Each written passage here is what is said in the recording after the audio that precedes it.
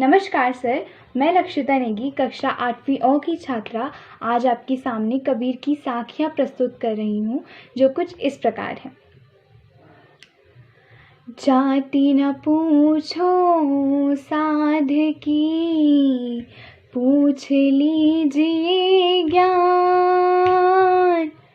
मोल करो तरवार का, पड़ा रहन दो म्यान कबीरा, पड़ा रहन दो म्यान। आवत गारी एक है, उल्टत हुए अनेक। कह कबीर नहीं उल्टे, वही एक ही एक कबीरा, वही एक ही एक। माला तो कर में फिरे, जीभी फिरे मुख माही। मनुवा तो दहु देश फिरे, यह तो सुमिरन नाही कबीरा, यह तो सुमिरन नाही। कबीर घास ना निंदिए, जो पाँव तली होय।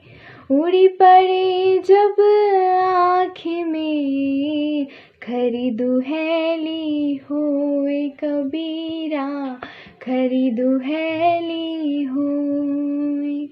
जग में बैरी कोई नहीं, जो मन शीतल होय। या पाको डारी दे, दया करे सब कोई कबीरा, दया करे। प्यारे बच्चों, आपने 8वीं की छात्रा कुमारी लक्षिता नेगी द्वारा प्रस्तुत कबीर की साखियाँ सुनी और अवश्य ही उसका आनंद लिया होगा। आइए इसका भावार्थ समझते हैं और सुनते हैं। जाति न पूछो साध की, पूछ लीजिए ज्ञान।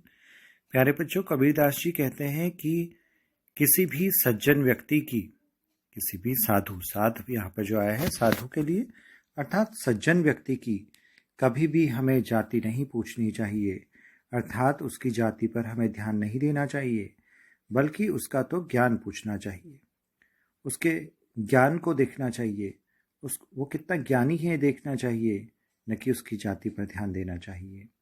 मोल करो तरवार का, पड़ा रहन दो म्यान कबीरा, पड़ा रहन दो म्यान। कबीरदास जी कहते हैं जिस प्रकार से तलवार का मूल्य होता है, उसकी म्यान का नहीं होता। म्यान जिसमें तलवार रखी जाती है उसे म्यान कहते हैं। यानी एक सिंपल भाषा में अगर आपको आज के हिसाब से बताऊं, मोबाइल के कवर का वो मूल्य नहीं होता जो मोबाइल का होता है। आजकल आप मोबाइल से पढ़ाई कर रहे हैं और मोबाइल के कवर को आप पढ़े रहने दीजिए, मोबाइल का मूल्य है, मोबाइल से काम लीजिए। उसी प्रकार साधु की जो है वो जाति हमें नहीं पूछनी चाहिए, उसका ज्ञान पूछना चाहिए। जिस प्रकार से कबीरदास जी कहते हैं कि तलवार का मूल्य होता है, म्यान को पड़े रहने देना चाहिए। म्यान का कोई मूल्य वहाँ पर नहीं होता। युद्ध भूमि में जब लड़ने जाते हैं म्यान से नहीं लड़ते, तलवार से लड़ते हैं। तो तलवार को देखो, म्यान को नहीं।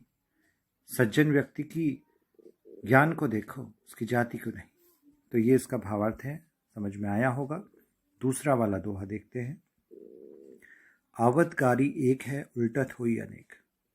कबीरदास जी कहते हैं जब किसी को अपशब्द कहते हैं, अपशब्द कहे जाते हैं, जब वो आते हैं अपशब्द हमारे पास, वो गाली आती है हमारे पास, एक होती है। अगर हम वापसी में फिर से उसे अपशब्द कहते हैं, उनको वापस कर देते हैं, उस गाली को वापस कर देते हैं, उन अपशब्दों को वापस कर देते हैं, तो एक से कितनी हो जाती है, वो अनेक हो जाती है। तो कबीरदास जी कहते हैं उसे हमें उलटना नहीं चाहिए, उसे वापस नहीं देना चाहिए, उससे वो एक की एक ही रह जाएगी, बढ़ेगी नहीं। यानी बात निकलेगी तो बड़ी दूर तक जाएगी। आपने भी सुना होगा, बात जब धीरे धीरे बहस बढ़ती है, कुछ लड़ते हैं लोग, और कभी कभी उस बहस में बहुत ज़्यादा नुकसान होता है दोनों पक्षों को। तो कबीरदास जी इसलिए कहते हैं, हमें सीख देते हैं कि हमेशा उस गाली को, उन अपशब्दों को एक ही रहने देना चाहिए, उसको अनेक नहीं करना चाहिए। अगर बार बार आप उसे उल्टेंगे, उसे वापस देंगे तो बात बिगड़ेगी, और नहीं तो वो एक की एक ही रह जाएगी। तो इस प्रकार से कबीरदास जी हमें मिलजुल कर रहने की शिक्षा देते हैं। माला तो कर मैं फिरे, जीभ फिरे मुख बाही। बहुत अच्छा दोहा है, सुनिएगा ध्यान से। माला तो कर, कर मतलब होता है हाथ, प्यारे बच्चों। तो कबीरदास जी कहते हैं कि माला तो हाथ में फिरती है, और जीभ भी फिरे मुख माही, जीभ मुख में फिरती है। कुछ लोग ऐसे होते हैं हाथ में माला लेकर मुंह में राम राम राम राम राम राम राम राम, या फिर अपने ही किसी भी जिसकी वो आराधना करते हैं उसका नाम जपते हैं, और हाथ में क्या होती है? माला होती है। मनुआ तो दहुदिसी पर फिरे, और ध्यान कहाँ होता है उनका? मन कहाँ होता है? दहुदिसी, यानी 10 दिशाओं में उनका मन भटकता रहता है। तो कबीरदास जी कहते हैं, यह तो सुमिरन ना ही, ये तो स्मरण करना नहीं है, ये तो भगवान को याद करना नहीं हुआ, ये तो भगवान का ध्यान करना नहीं हुआ। अगर मन 10 दिशाओं में भटकता रहे, यह तो भगवान का ध्यान करना नहीं है।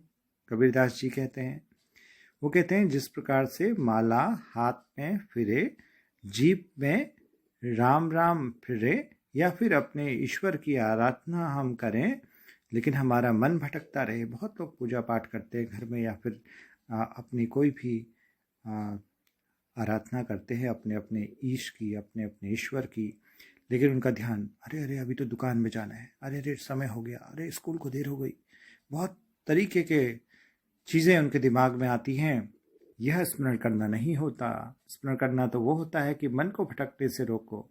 अगर मन लगा के ईश्वर की आराधना करेंगे तो वही ईश्वर को स्मरण करना है, वही ईश्वर का सुमिरन है, वही ईश्वर को याद करना है, और तभी ईश्वर प्रसन्न भी होगा। तो चौथा वाला दोहा देखते हैं। कबीरदास जी कहते हैं, घास न नी दिए जो पाँव तली होए। पाँव के नीचे, पाँव के तले अगर कोई घास आ जाए तो उसको कुचलना नहीं चाहिए, क्योंकि कभी वो घास का तिनका आपकी आँख में पड़ जाए तो बड़ी पीड़ा देता है। खरी, खरी मतलब सच्ची होता है, सच्ची यानी बहुत बड़ी, घनी, दुहैली पीड़ा यानी कष्ट देता है। बहुत कष्ट होता है जब कोई तिनका आँख में चले जाता है। आपने 7th क्लास में कविता पढ़ी एक तिनका, याद आ रही है कुछ? एक दिन था मुडेरे पर जब मैं खड़ा हुआ, अचानक दूर से मेरी आँख में एक तिनका पड़ा। कुछ इस तरह की थी, आपको कुछ याद आ रही होगी। तो वहाँ पे तिनके का दिखाया गया था महत्व, किस तरह से एक तिनका उसके घमंड को चूर चूर कर गया उस व्यक्ति के। तो जब वही घास आँख में पड़ जाए, वही तिनका जब आँख में पड़ जाए तो बड़ी पीड़ा देता है। तो कबीरदास जी भाव यह है, संदेश ये देना चाहते हैं, हमने अपने से छोटा समझकर कभी भी या किसी भी अपने से छोटों का अपमान नहीं करना चाहिए। छोटा समझकर किसी का अपमान नहीं करना चाहिए। चूहे और शेर वाली कहानी भी आपने सुनी होगी। शेर उसमें जो था वो जाल में बंद होता है और चूहा उसे छुड़ा लेता है। उससे पहले शेर ने एक बार चूहे को छोड़ा होता है। चूहा उछल कूद कर रहा होता है, शेर के सोने में खलल डाल रहा होता है, नींद में खलल यानी नींद में उसके व्यवधान बाधा डाल रहा होता है, रुकावट डाल रहा होता है।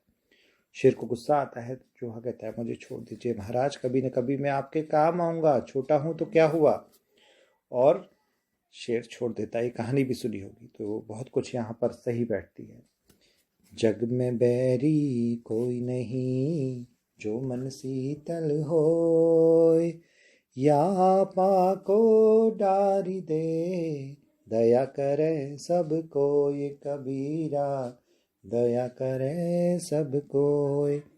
प्यारे बच्चों, इसमें कबीरदास जी कहते हैं जग में बैरी कोई नहीं, जग में हमारा शत्रु कोई नहीं है, संसार में हमारा शत्रु कोई नहीं है, अगर हमारा मन शीतल है।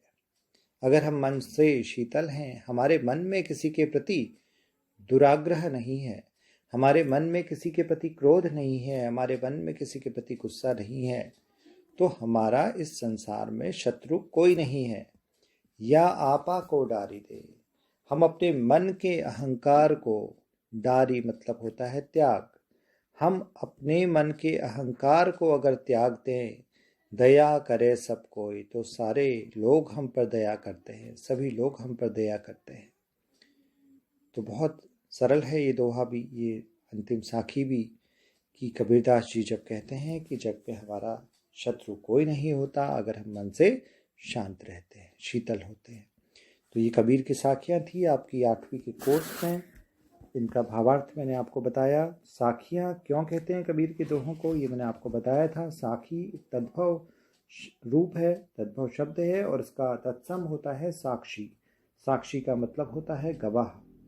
कबीरदास जी अपने समाज में, तत्कालीन समाज जो उनके समय का समाज था, उस समाज में होने वाली घटनाओं के साक्षी थे, उन घटनाओं के गवाह थे, और जैसा वो देखते थे अपने समाज में, जिस प्रकार की घटनाएं देखते थे, जैसा होते हुए देखते थे उन दिनों, उसको वो कह देते थे, और उनके शिष्य उसे इकट्ठा करते थे, लिखते थे, संकलित करते थे। तब बीजक नाम से कबीरदास जी की किताब बाद में आई। क्योंकि कबीरदास जी तो पढ़े लिखे थे नहीं, मसी कागज छुयो नहीं, कलम गयो नहीं हाथ। कबीरदास जी का खुद का कहना है कि शाही और कागज़ पर तो कभी उन्होंने हाथ ही नहीं लगाया, कलम पर कभी हाथ नहीं लगाया। फिर यानी कबीरदास जी पढ़े लिखे नहीं थे, तो उन्होंने जो दोहे कहे, क्योंकि वो अपने समाज में होने वाली घटनाओं के साक्षी थे, इसीलिए उनके दोहों को हम किस रूप में कहते हैं, साक्षी के रूप में कहते हैं। इसलिए कबीरदास जी के दोहों को साक्षी कहा जाता है। तो ये पाठ आपने इसका भावार्थ सुना। प्यारे बच्चों, मेहनत कीजिए और इस कोविड-19 काल में अपने स्वास्थ्य का ध्यान रखिए। इसी के साथ आप सभी को धन्यवाद।